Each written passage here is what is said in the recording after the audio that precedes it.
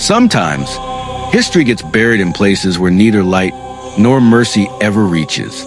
Santa Eulalia Orphanage, founded in 1893 in the remote highlands of northern Spain, was one such place, presented as a holy refuge, but in reality, it was closer to a chamber of silence and suffering. They call it a home for lost children, a place of God's love. But love does not leave children behind locked doors. The gates opened only to let children in, never out. The official records list 93 children admitted to Santa Eulalia, but only 6 ever left. The rest? There were no death certificates, no family notifications, just quiet erasure.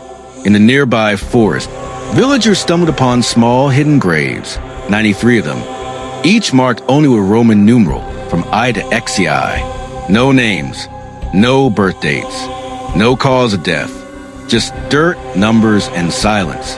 And behind all of it was one name, Father Mateo Delgado.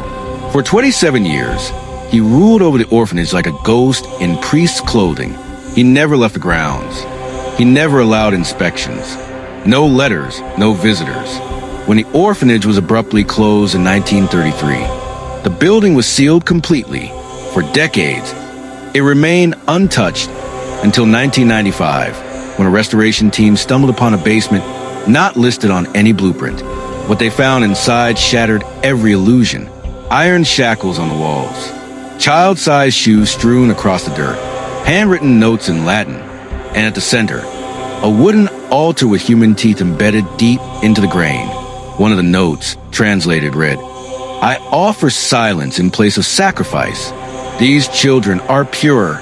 Investigators now believe Father Delgado was part of an esoteric religious sect known as the Keepers of White Grace, a group who believed that divine purity could only be achieved through suffering. They didn't save children. They selected them, not to be raised, but to be ritually cleansed.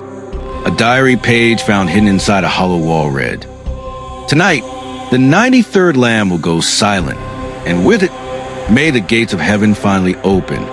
This was not sanctity. It was systemic harm, wrapped in the cloth of righteousness. And the church, it stayed silent. For years, local villagers had reported hearing soft crying from within the orphanage at night, but no one acted. They assumed the children were just afraid of the dark. Then, one morning in 1933, the church bell rang 93 times, one for every child. The following day, the orphanage was empty. No children, no staff, nothing but a final message scratched into the wall in blood. God stopped listening, so I made them holy myself. To this day, no one has been held accountable. The Catholic Church has never publicly acknowledged Santa Eulalia. The graves remain unmarked. The families who left their children there, they never received answers. But there's one truth that still lingers. Those children were not abandoned. They were sacrificed. Their silence was not a void. It was a scream buried in soil. And that silence still lives, in the wind that moves through broken windows, in the ground that holds their bones, and in the bell that sometimes rings with no hand to strike it. Religion without compassion becomes ritual, and ritual without humanity, that is cruelty in sacred robes. This is not just a story about the past. It's a mirror showing us what happens when sacred walls become prisons, and when innocence is offered at the altar of silence.